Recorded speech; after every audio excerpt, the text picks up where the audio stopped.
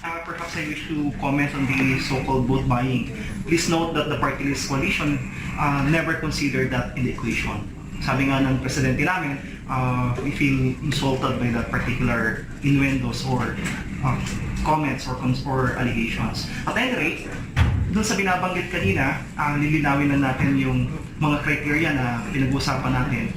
Of course, nasabi natin, of course, he should also have the supportive of the agenda of the president.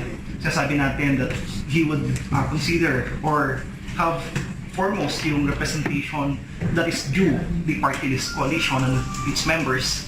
Number 3, yung binabanggit ni Deputy Speaker Garin, there is this particular speaker should be supportive of the respective agenda or concerns of the sectors that each of us are representing here in Congress.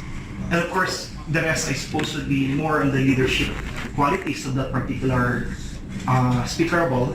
And I suppose kayo mismo would attest whether or not this particular speakerables have that particular leadership qualities. And I suppose we leave that to the particular members when we meet again in order for us to be able to thresh out who exactly would be the one to be